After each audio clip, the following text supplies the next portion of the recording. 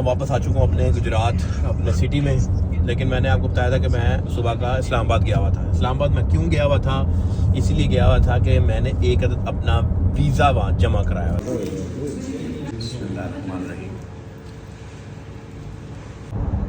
एक अदद वीज़ा लगवाया था, ठीक है, तो वो अल्हम्दुलिल्लाह लग गया।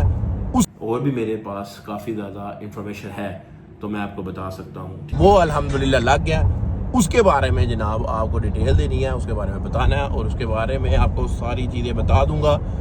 अगर उसके बाद मुझे ज़रूरत पड़ी तो जनाब भाई के साथ रब्ता करके उस बारे में तसल्ली से आपको बता दूंगा। हेलो एवरीवन, अस्सलाम वालेकुम, welcome back to my brand new vlog. भाई मजा आया। उम्मीद करता हूँ बंदा बात के आप लोग सब रहे बिल्कुल ठीक ठाक। जिसे मैं चैनल नदीम से सब्सक्राइब नहीं किया जल्दी से सब्सक्राइब कर ले और बेल आइकन को दबा दे।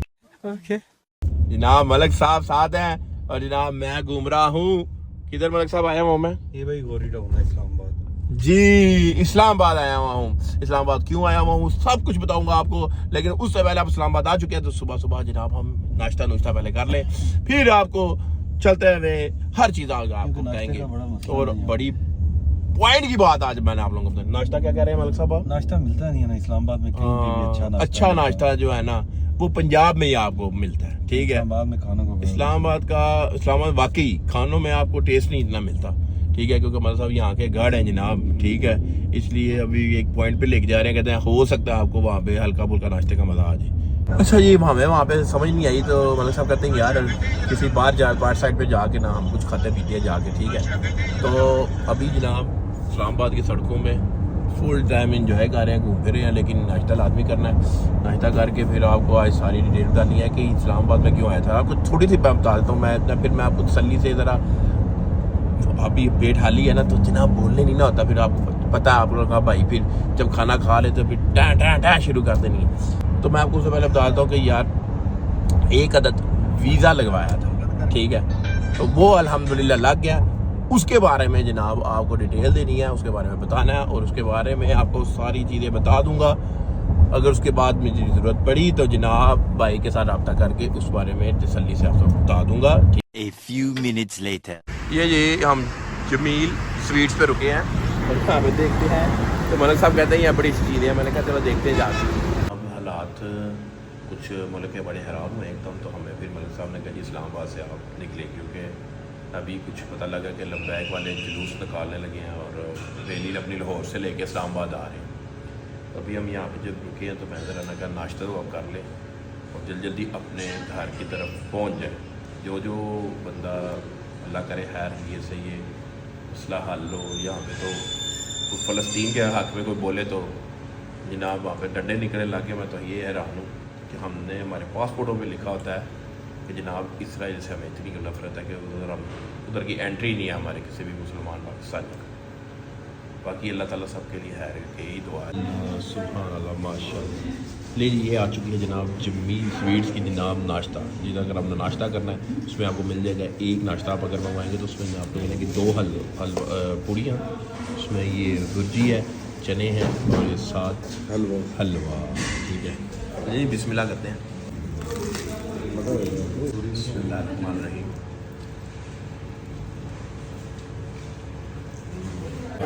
मजेदार। क्या बात,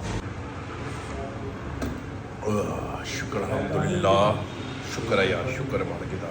तो पूड़ी और चने बहुत कमाल के थे, भुर्जी वगैरह नहीं मतलब, लेकिन एंड था नाश्ते का मज़ा आ गया। एक जाते था हमने समोसा ट्राई किया था क्योंकि मैंने कहा सुबह का टाइम है, लेकिन मज़े का मज़ा आया। मुझे एक्सपेक्टेड था कि मलिक साहब मुझे एवं, लेकिन वाकई उन्होंने कहा आपको नाश्ते का मज़ा आया और बिल भी मुनासिब है। ये कोई इतना हाई फाई नहीं कि आपका बिल बनेगा, ये आपका हलवा पूड़ी का या कोई भी किसी भी चीज़ का नॉर्मल बिल है, कोई इतने हाई स्टैंडर्ड वाले बिल नहीं है, तो आप परेशान ना हो। कि आप जब भी यहाँ से मेन GT रोड से गुजरे तो ये जमील स्वीट्स पे एक दफ़ा ज़रूर आए, मज़ा आएगा। जैसे मैंने आप लोगों को बताया मैं जनाब वापस आ चुका हूँ अपने गुजरात अपने सिटी में। लेकिन मैंने आपको बताया था कि मैं सुबह का इस्लामाबाद गया हुआ था। इस्लामाबाद में क्यों गया हुआ था? इसीलिए गया हुआ था कि मैंने एक अदद अपना वीज़ा वहाँ जमा कराया हुआ था। अल्हम्दुलिल्लाह वो वीज़ा लग चुका है और मैं आपको बता देता हूँ कि वो वीज़ा कौन से मुल्क का है। वो वीज़ा है जनाब मोरक्को का, क्योंकि मैंने ही अभी इसी टाइम साथ ही अपने सिटी में ही एक पासपोर्ट अभी और किसी को दे देना है, इसलिए मैंने कहा कि मैं पहले आपको बता दूँ। लेकिन आपको इसकी तफसील पूरी मैं बताऊँगा आराम से बैठ के, तफसीलन आपको हर चीज़ इसकी बताऊँगा। ये वीज़ा मेरा किस तरह लगा है, कैसे लगा है, ठीक है। लेकिन ये सिर्फ एक छोटा सा काम करके उसके बाद जाके फ्रेश होके इंशाल्लाह ताला इस वीज़े की पूरी डिटेल आपसे शेयर करूंगा, आपको बताऊंगा कि मुझे पता है काफ़ी ज़्यादा बंदे इस टाइम मोरक्को का वीज़ा अप्लाई कर रहे हैं, ठीक है। उसके लिए क्या क्या डॉक्यूमेंट्स चाहिए, क्या क्या चीज़ें चाहिए, वो सारी मैं आपको दिखा दूंगा, बता दूंगा, ठीक है। हर चीज़ आपको मिल के मैंने आप लोगों को बता रहा था टाइम मेरे पास शॉर्ट मलिक साहब आ गए हैं और मलिक तारे गुस्से में वो थोड़ा सा नजर आ रहा है आपको। ये मेरा जनाब वीज़ा लगे, इतना ही दिखाना था आपको, ठीक है। लो जी, मैं आ चुका हूँ जनाब अब अपने दफ्तर, और दफ्तर में आपको आज पूरी डिटेल्स आपसे वादा किया था कि मोरक्को के वीज़े के बारे में बताऊंगा, ठीक है। तो ये फ़ोन मैंने निकाल लिया, इसमें मैं आपको पहले बता दूं कि मोरक्को वीज़े के लिए आपको चाहिए क्या क्या। तो पहले आपको ये बताने लगा कि जो डॉक्यूमेंट रिक्वायर्ड हैं वो है जनाब तो आपका वीज़ा एप्लीकेशन फॉर्म, ठीक है। उसको वो मैं आपको बताऊंगा, उसमें आपने किस तरह आपने भरना है, ठीक है। वो मैं आपको एंड में बताता हूँ। इससे पहले आपको चाहिए जनाब एक कॉपी CNS की, अब वो उसको आपकी फ़ोटो कॉपी करा के फ्रंट पेज पे, ठीक है, दोनों साइडें होनी चाहिए, ठीक है। एक लेटर कवर आपका, ठीक है, जो आपने बनाना है वो ऐसा बनाना है कि जब वो पढ़े तो वो आपको वाकई बोले कि यार ये एक बिजनेसमैन है और ये विजिट करने जा रहा है, ठीक है। आजकल वीज़े बंद हो गए हैं, वो क्यों बंद हुए हैं ये भी मैं आपको बताता हूँ, सारी तफसील आपको, ठीक है। और आप जिस मुल्क में अगर आप विजिटर हैं तो आप जिस मुल्क में गए हैं वो आपने फॉर्म में लिखना है कि कौन से तरीक को गए हैं, वो आपको मैं बता दूंगा। दूसरे सेकंड नंबर पेज भी होगा, ठीक है, फॉर्म के, तो उस पर आपने ये लिखना है, ठीक है, कि अगर आप गए हैं कहीं तो, ठीक है। उसके बाद आपने जनाब अगर आप जॉब वाले हैं तो जॉब सर्टिफिकेट आपने साथ रखना है, ठीक है। NTN उसी तरह ही NTN आपने कर लें, सर्टिफिकेट लाजमी कर लें, ठीक है। और रिटर्न ना रखें, आप सर्टिफिकेट ले लें, उसका पहला पेज जो होता है वो, ठीक है, एक्टिव पेज वो एक ले लें, ठीक है। अगर वो NTN आपका सही है, उसकी रिटर्न आपकी ठीक है तो आप वो भी लगा लें, अगर नहीं है तो वो ना लगाएं। 6 महीने की आपने अपनी बैंक स्टेटमेंट लगानी है, मेंटेनेंस लेटर लगाना है, मैक्सिमम 10 से 15 लाख रुपया हो जाए, बीच में बहुत है, इनफ है, इससे ज़्यादा ये नहीं है कि बहुत ज़्यादा एक्स्ट्रा हो उसमें, ठीक है। होटल की आपने, ठीक है, कोई मसला नहीं है, कंफर्म बेशक ना आप लोग रखें, ठीक है। एयर टिकट भी आप कंफर्म ना लें, लेकिन लगानी ज़रूर है आपने, ठीक है। उसके बाद सबसे जो मेन इंपॉर्टेंट चीज़ है, ठीक है, बर्थ सर्टिफिकेट मोरक्को के लिए बहुत ज़रूरी है, ठीक है। इसको आप लोगों ने लाजम लगाना है और फ्रेश लगाना है, कोशिश करें कि महीने 2 महीना उसको गुजरा हो, या आप फ्रेश निकलवा सकते तो वो निकलवा लें, ठीक है, ये लाजम है, ठीक है। अब मैं आपको बताता हूँ कि बंदे कहते हैं कि जनाब इसके लिए मोरक्को के लिए वहाँ से इनविटेशन लेटर कोई ज़रूरत नहीं है। मेरा पहली दफ़ा वीज़ा लगा हुआ है, सेकंड ने भी लगे, मेरे साथ जो गए हुए थे उनके वीज़े नहीं लगे थे। देखिए हम लोग कुछ कर देते हैं गलतियाँ, ठीक है, उन गलतियों को, वो मैं आपको गलतियाँ बता देता हूँ, वो अगर आप इस मोरक्को वीज़े में नहीं करेंगे तो मैं कहता हूँ कि 100% आप लोगों का वीज़ा लगेगा। सबसे इंपॉर्टेंट बात जो है वो मैं बताना भूल चुका हूँ कि जो आपने फ़ोटोज़ लेके जानी है, 3 फोटोज़ लेके जानी है, उसकी वो जो आपने जो बैकग्राउंड है वो ब्लू ले लें, ठीक है, वो डार्क ब्लू भी कर लें, सबसे बेस्ट वो है, ठीक है जी। फॉर्म में पहला पेज जब आपका आ जाता है तो उसमें आपने अपनी डिटेल्स है, ठीक है, अपने पासपोर्ट की डिटेल, अपने फैमिली की डिटेल, वो नाम लिखे होंगे, ठीक है, इंग्लिश में लिखे होंगे, वो आप लोगों ने डाल देने हैं, ठीक है। सेकंड में आज अगर आप आ जाएं तो इसमें आप लोगों ने लिखना है कि जनाब हम वो पूछेगा, उसमें लिखा हुआ है कि क्या कौन सा वीज़ा आपको चाहिए, फिर आपने बताना है कि मैंने विजिट वीज़ा मुझे चाहिए, ठीक है, कितनी देर का चाहिए। फर्स्ट टाइम आपने सिंगल ही लिखना है, सेकंड टाइम भी अगर आप लिखेंगे कि मुझे नहीं लगता कि वो उनकी मर्ज़ी होती है, अगर आप वो लिखेंगे ना मल्टीपल भी लिखेंगे तो देना उन्होंने सिंगल ही आपको, ठीक है।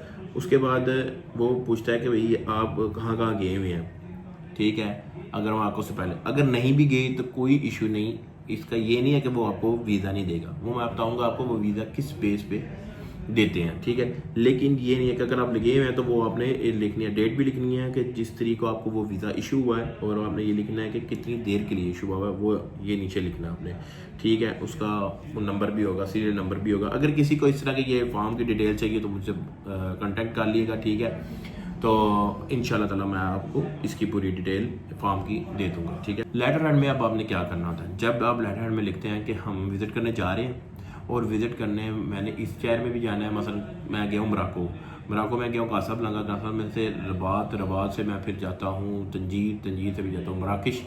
मतलब जो आपने सेलेक्ट किया होगा उसकी आपने होटल बुकिंग ज़रूर लगानी है। उस शहर में होटल बुकिंग आपने ज़रूर लगानी है, 100% लगानी है, ठीक है। कि मैंने इधर 2 दिन रहना है, इधर 3 दिन रहना है, उस सब की होटल बुकिंग आपने ज़रूर लगानी है। और उसके अंदर आपने जो लेटर है ना, उसमें आपने ये ज़रूर लिखना है कि जनाब मैं जा रहा हूँ जिस बेस पे जाकर अगर आप न्यू ईयर जा रहे हैं तो सबसे बेस्ट है न्यू ईयर के, मैं न्यू ईयर मनाने जा रहा हूँ, ठीक है। कासाब्लांका इनका सबसे फेमस और महंगा तरीन शहर है, ठीक है।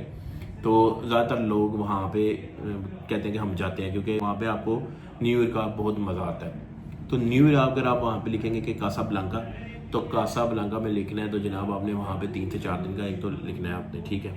दूसरा आपने उधर लिखना है कि मैंने इधर सिंधबाद एक बहुत बड़ा पार्क है वहाँ का, बड़ा फेमस, वहाँ पे जाना है, ठीक है। वहाँ का बीच बहुत ज़बरदस्त है, बड़ा फेमस बीच है कासाब्लांका का, उधर भी आपने ये आप लिखें, अपना बताएं, डिटेल बताएं, ठीक है। लेकिन आपने जब ये बताना है तो साथ आपने ये लिखना है कि मैं सिर्फ 10 डेज़ के लिए जा सकता हूँ, ठीक है। इससे पीछे मेरा पीछे कारोबार है और मैं जो पीछे, अगर आप फैमिली वाले हैं, अगर आपकी वाइफ है, फिर आप पीछे लिखें कि मेरे जाने के बाद मेरी जो वाइफ है वो इस बिज़नेस को हैंडल करेगी और मैक्सिमम 10 डेज़ के लिए ताला इंशाल्लाह ताला इस चीज़ का आपको वही आपको एक प्लस पॉइंट है, ठीक है। और कोशिश करें कि जो यंगस्टर है ना, यंगस्टर के लिए मैं अभी जब गया हुआ था तो 14 बंदे थे मेरे साथ। 14 में से सिर्फ हम 2 को वीज़ा मिला था और बाकी को नहीं मिला था। हालांकि वो भी लोग थे जिनको पहले, जिस तरह मुझे पहले वीज़ा मिला हुआ था, उन्होंने भी अप्लाई किया हुआ था लेकिन उनको वीज़ा नहीं मिला, मुझे मिल जाएगा। मैंने सिंगल किया है, कुछ जो मेरे साथ एक और था वो फैमिली वाला था, उसको फैमिली वीज़ा, लेकिन मुझे सिंगल था। मैं बाकी जितने भी मेरे साथ गए थे वो सिंगल थे, उन सबको रिजेक्शन मिली थी, ठीक है। रिजेक्शन किस बेस पे मिली थी? एक तो सबसे पहले मैं आपको बता दूं कि मोरक्को में जनाब जो एम्बेसडर है वो बिल्कुल न्यू आ चुका है, ठीक है। जो पुराना था वो चला गया है, अब वो क्या करते थे क्या नहीं करते थे उसका मुझे नहीं पता, लेकिन अब जो आए हैं वो बहुत ही स्ट्रिक्ट है, ठीक है। लेकिन अगर आपके कागज़, आपका जो पर्पज़ है, ठीक है, विज़िट का, वो जेन्युइन नज़र आ रहा है, ठीक है, तो वो 100% आपको वीज़ा देंगे, ठीक है। दूसरा, मैंने कुछ देखा है लड़कों को, ठीक है, आप बड़ी कैजुअल ड्रेसिंग करके जा रहे हैं, ठीक है, कुछ बन ठन के, कुछ ऐसे बन के बिल्कुल ना जाएं। जैसे आप हैं, जैसे आप ड्रेसिंग नॉर्मल करते हैं आप वैसे जाएं, ठीक है, और स्माइल दे के उससे बात करें, ठीक है। हाँ, जब वो एम्बेसडर बाहर आता है, खुद आता है और जब आपको पकड़ाता है उससे काइंडली पूछें कि आप मुझे वीज़ा क्यों नहीं दे। अगर वो आपको बता देता है कि मैंने इस बेस पे लिया, फिर आप उसको कन्विंस करना है कि भाई क्यों इस बेस पे, अगर मैं तो पहले भी गया हुआ हूँ या कोई भी ऐसी बात है, फिर आपने उस पॉइंट पे उसको कन्विंस करना है कि भाई इस बेस पे क्या वजह है, अगर मैं तो पहले भी जाता रहा हूँ, ठीक है। और अगर जो नया है बिल्कुल, उसके लिए थोड़ी सी प्रॉब्लम बन रही है, क्योंकि मैंने देखा है उसने फ्रेश लड़कों को, फ्रेश बंदों को बिल्कुल वीज़ा नहीं दिया। अच्छा, एक बात और कि इसका अप्लाई करने का कोई नुकसान नहीं है।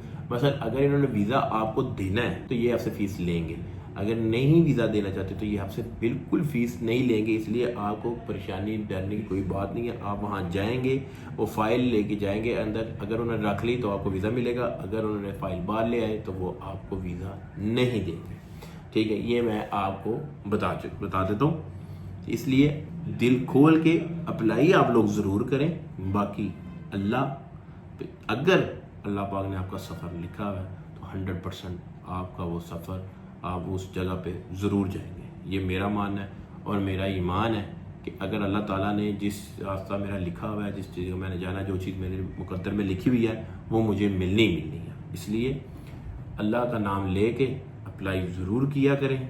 लोगों के कहने पे यह कि जी अब ये हो जाएगा, वो कुछ नहीं। अगर आपके नसीब में आपका मुकद्दर वहाँ पे लिखा हुआ है तो आप लोग ज़रूर जाएंगे, ठीक है। तो सो गाइस, यही थी आज की मोरक्को की जनाब टोटल डिटेल मैं जो आपको दे चुका हूँ, ठीक है। अल्हम्दुलिल्लाह मेरा लग गया है। इंशाल्लाह ताला आप लोग भी अप्लाई करें, इंशाल्लाह ताला आप लोगों का भी लगेगा जनाब। अब मैं यहाँ पे करने लगा हूँ व्लॉग का एंड। शॉर्ट व्लॉग है, ये ना समझिएगा क्योंकि मैं सुबह 7:30 निकला हूँ वो स्टील की जाके फिर स्टील वापस आ गया हूँ क्योंकि हालात पाकिस्तान के आपको जैसे पता है कि TPL वालों का वो जुलूस वगैरह निकला हुआ है। शुक्र अल्हम्दुलिल्लाह मैं ज़रा टाइम से घर आ चुका हूँ। तो अब मैं जनाब मुझे दें इजाज़त, ठीक है। तो थक चुका हूँ, जाकर रेस्ट करूँगा। तो कल नए व्लॉग के साथ आपको मिलता हूँ। तो लाइक शेयर सब्सक्राइब ज़रूर कीजिए मेरे चैनल को प्लीज़, ठीक है। और अगर आज का व्लॉग अगर आपको अच्छा लगा है तो कमेंट करके ज़रूर दीजिएगा कि ये वाला व्लॉग इस तरह के और भी मेरे पास काफ़ी ज़्यादा इन्फॉर्मेशन है तो मैं आपको बता सकता हूँ, ठीक है। तो अगर अच्छा लगा तो कमेंट करके बताना, फिर मैं आपको और वीज़ों की भी इंफॉर्मेशन दूंगा। तो मुझे इजाज़त, कल एक नए व्लॉग से मिलते हैं। अल्लाह हाफिज़, बाय बाय।